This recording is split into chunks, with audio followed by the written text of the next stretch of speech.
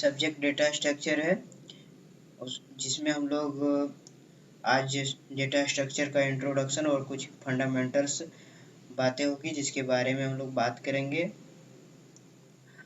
इसके पहले मैं एक बात आपको बता दूं कि डेटा स्ट्रक्चर शुरू करने के पहले आपको कोई प्रोग्रामिंग लैंग्वेज का नॉलेज होना चाहिए, क्योंकि जो डेटा स्ट्रक्चर में हम लोग टॉपिक पढ़ने वाले हैं वो सारे टॉपिक्स जो हैं वो जो हम लोग प्रोग्रामिंग लैंग्वेज में सीखते हैं उससे रिलेटेड है, जैसे link list, array, recursion, function, date class, ये सारे जो टॉपिक्स है वो प्रोग्रामिंग लैंग्वेज में होते हैं। तो इसके अगर आप कोई प्रोग्रामिंग आपके पास कोई प्रोग्रामिंग लैंग्वेज का नॉलेज है तो आपको डेटा स्ट्रक्चर सीखने में बहुत सहूलियत होगी और आपको बहुत इजी लगेगा। तो आप अगर कोई प्रोग्रामिंग लैंग्वेज का नॉलेज नहीं हो तो पहले आप कोई लैंग्वेज को सीख लें, उसके बाद आप डेटा स्ट्रक्चर स्टार्ट करें तो ही अच्छा है, क्योंकि जो डेटा स्ट्रक्चर सब्जेक्ट है वो बहुत पेचीदा टाइप का सब्जेक्ट है। तो हम लोग आज इसका इंट्रोडक्शन और कुछ फंडामेंटल्स है जिसके बारे में बात करने वाले हैं। तो हम लोग यहाँ देखते हैं इसका डेफिनेशन। इसका डेफिनेशन क्या है? तो data structure is a particular way of storing and organizing data in a computer so that it can be used efficiently। जो डेटा स्ट्रक्चर है ना, वो किसी भी एक पार्टिकुलर वे है स्टोर करने का, डेटा को स्टोर करने का और उसे ऑर्गेनाइज करने का कंप्यूटर में। और जो ये सारे डेटा जो होते हैं वो कंप्यूटर में हम किसी डिवाइस में स्टोर करते हैं, जैसे डीवीडी हो गया, सीडी हो गया या फिर मेमोरी कार्ड हो गया, जहाँ पे हम डेटा को स्टोर करते हैं। ये जो डेटा हम लोग स्टोर करते हैं वो किसी भी फॉर्मेट में हो सकता है, जैसे वीडियो फॉर्मेट में हो सकता है, इमेज फॉर्मेट में हो सकता है, जैसे हम लोग बहुत सारे गाना सुनते हैं, रिकॉर्डिंग साउंड हो या फिर कोई भी तरीके का ऑडियो हो, वो डेटा हो सकता है, वो एक डेटा है। ये डेटा मैसेज भी हो सकता है, कोई नंबर हो सकता है। तो हम लोग यहाँ पे देखें कि डेटा जो होता है वो डिफरेंट फॉर्मेट में होता है, जिसे स्टोर करने के लिए कोई डिवाइस का जरूरत होता है। और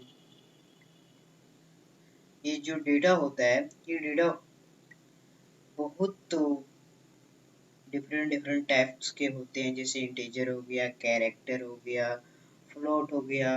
और ये डिफरेंट डेटा टाइप्स को स्टोर करने के लिए अलग अलग रूल्स होते हैं, अलग अलग नियम होते हैं, जिसे अलग अलग प्रोग्रामिंग लैंग्वेज में अलग अलग रूल्स होते हैं उसको ऑर्गेनाइज करने के लिए और डेटा को स्टोर करने के लिए।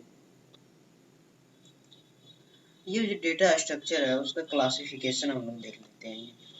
बेसिकली डेटा स्ट्रक्चर को दो भागों में डिवाइड किया गया है, linear data structure and non linear data structure. जो लीनियर डेटा स्ट्रक्चर है उसमें हम लोग आगे चलकर पढ़ने वाले हैं एरे के बारे में, लिंक लिस्ट के बारे में, स्टैक के बारे में, क्यू के बारे में।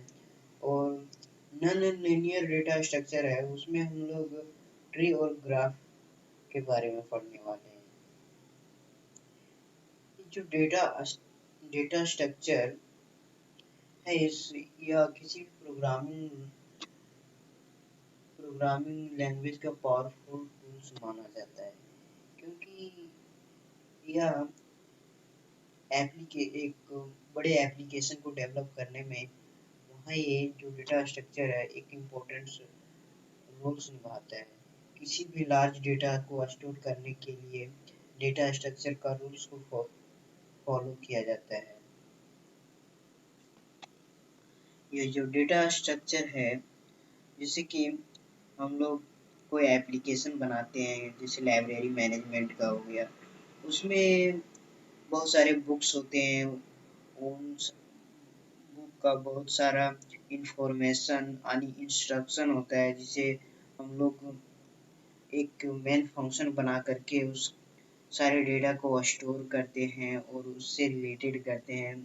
जैसे मान लेते हैं कि बुक हो गया, बुक के अंदर उसका नेम हो गया, बुक का नाम क्या है, बुक का आईडी क्या है, बुक का प्राइस क्या है। तो यहाँ पे हम लोग देख रहे हैं कि जैसे बुक का नेम जब हम लोग डिफाइन करेंगे एप्लीकेशन में, तो उसके लिए हमारे कैर का डेटा टाइप यूज करना पड़ेगा और बुक के प्राइस के लिए फ्लोट का यूज करना पड़ेगा। बुक का आईडी जो उसके लिए इंटीजर डेटा टाइप्स का यूज करना पड़ेगा। तो इन सारे कलेक्शन को एक साथ मिला करके एक मेन फंक्शन बनाया जाता है। जैसे हम लोग यहाँ पे देख सकते हैं जो बुक होता है वो वहाँ पे हम लोग मेन फंक्शन उसको मान रहे हैं और उसके अंदर बहुत सारे डिफरेंट डिफरेंट टाइप्स के डेटा टाइप्स है। जैसे उसका नेम हो गया और बुक का नेम हो गया, बुक का टाइप हो गया, बुक का प्राइस हो गया, बुक का आईडी हो गया, उसका कुल पेजेज हो गया। इन सारे डेटा को एक साथ कलेक्शन करके एक डेटा स्ट्रक्चर तैयार किया जाता है और उसे स्टोर करने के लिए हम लोग डेटा स्ट्रक्चर का यूज करते हैं। तो कोई भी एप्लीकेशन जो होता है वो बहुत सारे स्टूडेंटों का कलेक्शन होता है, जिसमें बहुत सारे स्टूडेंट हो या फिर बुक बुक हो या फिर एम्प्लॉय हो, उन सारे का डिटेल्स स्टोर रहता है। तो ये इतनी बड़ी लार्ज डेटा को एक साथ स्टोर करने के लिए हम लोग डेटा स्ट्रक्चर का रूल को फॉलो करते हैं और उसे यूज करके उसे बहुत सिंपली तरीके से ब्लॉक वाइज स्टोर करते हैं डेटा को। तो थैंक यू फ्रेंड्स, अगर ये वीडियो आपको अच्छी लगी हो तो आप वीडियो को आगे आने वाली वीडियो को हमारे डेटा स्ट्रक्चर सीरीज में देख सकते हैं और आप अपने दोस्तों के साथ इस वीडियो को शेयर कर सकते हैं, लाइक कर सकते हैं। अगर कोई कुछ आप कहना चाहते हैं तो आप कमेंट्स के थ्रू आप मेरे चैनल में कमेंट्स भी कर सकते हैं।